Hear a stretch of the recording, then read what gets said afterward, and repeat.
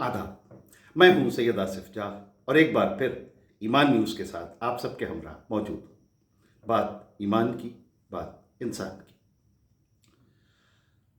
आज जब सूरज निकला तो उसकी रोशनी में उम्मीद कम और धुआं ज्यादा था। तारीख गवाह है कि जंग कभी किसी भी मसले का या मसाइल का हल नहीं होती, लेकिन जब अना और इख्तिदार की हवस इंसानियत पर हावी हो जाए तो दुनिया को ऐसे दौर से गुजरना ही पड़ता है। आज हम जिस मोड़ पर खड़े हैं वहां एक तरफ ईरान है जो अपनी रिवायतों, अपनी तहजीब, अपने तमद्दुन, अपनी जमीन की हिफाजत के लिए सीना तान कर खड़ा है, और दूसरी तरफ अमेरिका और इजराइल का वो गठजोड़ है जिसकी बुनियादें शायद अमन पर नहीं बल्कि महज अपनी धाक जमाने और अपने आपसी सियासी फायदों पर टिकी हुई है। ईरान का कसूर क्या है? शायद सिर्फ इतना कि उसने अपनी खुददारी को सर आंखों पर रखा। तारीख इस बात की तस्दीक करती है कि तेहरान ने इस आग को बुझाने के लिए हर मुमकिन दरवाजा खटखटाया, हर मुमकिन कोशिश की।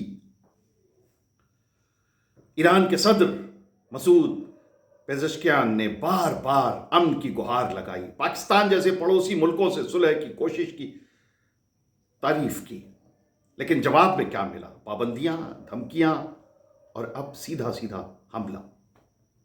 आज ईरान की पार्लियामेंट के स्पीकर मोहम्मद बाकर गलीबफ ने का यह बयान रूह को कपा देने वाला है कि एक तरफ वाशिंगटन बातचीत की मेज सजाने का ढोंग कर रहा है और दूसरी तरफ ईरान की सरजमीन को अपने जूतों तले रौंदने के लिए ग्राउंड अटैक की तैयारी भी कर रहा है। यह कैसी डिप्लोमेसी है? यह कैसा इंसाफ है? यह सरासर अगर जुल्म नहीं है तो क्या है? अमेरिका जो खुद को जमहूरियत का अलंबरदार कहता है, आज खुद अपने अंदरूनी जख्मों से कराह रहा है। अमेरिका फर्स्ट का नारा देने वाले डोनाल्ड ट्रंप आज इजराइल फर्स्ट की डगर पर चल पड़े हैं। ऐसा महसूस होता है जैसे नेतन्याहू की जंग परस्त नीतियों ने ट्रंप के फैसलों को हैक कर लिया है। लेकिन अमेरिकी अवाम बेवकूफ नहीं है। आज लगभग 1 करोड़ 28 और लगभग 1 करोड़ लोग अमेरिका में सड़कों पर आ गए, और ये नो किंग्स का जो उनका मूवमेंट है उसे लेकर, उस एहतजाज को, उस विरोध को लेकर सड़क पर आ गए लगभग 1 करोड़ लोग। No king means Donald Trump, you are not a king, you are a president elected through the votes of American people and you are not a king, so don't behave like a king. ये है इस पूरे movement का सार, उसका जुज।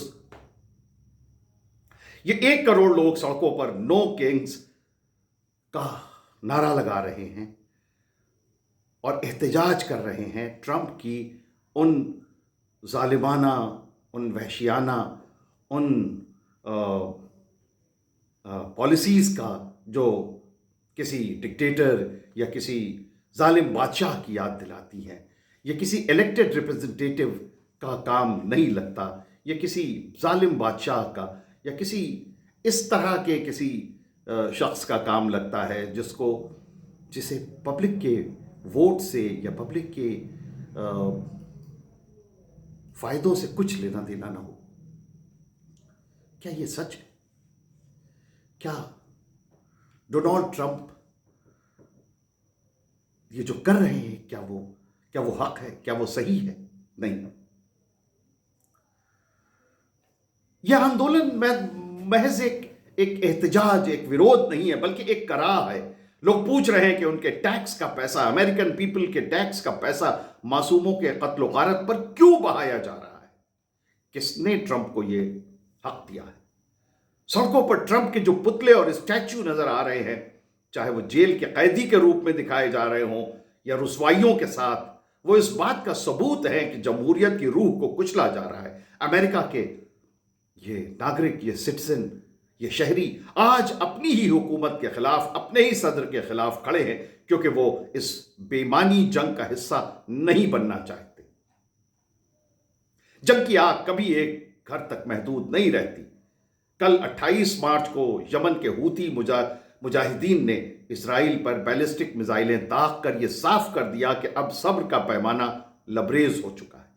فلسطین کی آزادی کی جو شمع ایران نے جلائی تھی، اس کی لو اب پورے مڈل ایسٹ میں پھیل چکی ہے۔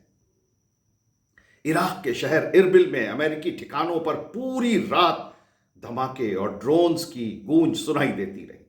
یہ منظر چیخ چیخ کر کہہ رہا ہے کہ اب ظلم کی انتہا ہو گئی ہے اور ظلم کی عمر لمبی نہیں ہوتی۔ ظلم پھر ظلم ہے، بڑھتا ہے تو مٹ جاتا ہے۔ خون پھر خون ہے، ٹپکے گا تو جم جائے گا۔ یہ جنگ زمین کے کسی ٹکڑے کی نہیں ہے، یہ اس ایمان کی ہے جو ایران کے وجود میں ہے، اور اس بدعنوانی کی ہے جو مغربی طاقتوں کے گلیاروں میں پھیلی ہوئی ہے۔ اپنی سیاسی ساکھ بچانے، پرانے اسکینڈلز کو دفن کرنے کے لیے دنیا کو تیسرے عالمی جنگ، تھرڈ ورلڈ وار کے مہانے پر ڈھکیل دینا کہاں کی سمجھداری ہے؟ ایران کے لوگ آج بھی اپنے اخلاق، اپنی روایتوں کے ساتھ کھڑے ہیں۔ وہ جھکنا نہیں جانتے کیونکہ وہ جانتے ہیں کہ وہ حق پر ہیں۔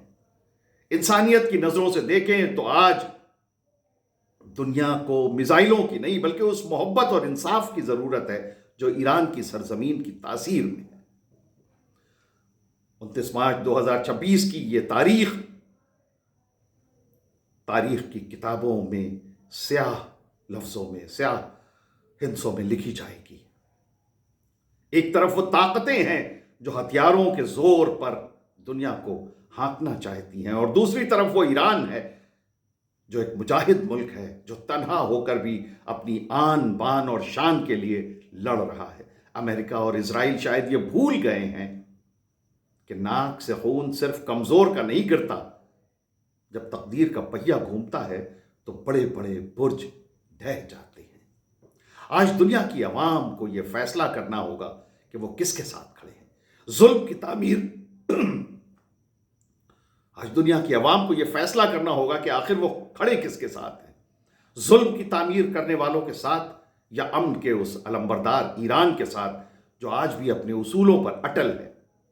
خدا کرے اس جہان کا خدا خیر کرے جہاں بارود کی خوشبو نے پھولوں کی مہک کو نگل رکھا ہے۔ اللہ ایسا کچھ ہو کہ جلدی ہی یہ پھولوں کی خوشبو پھیلے اور یہ بارود کی مہک دنیا سے ہمیشہ کے لیے رخصت ہو جائے۔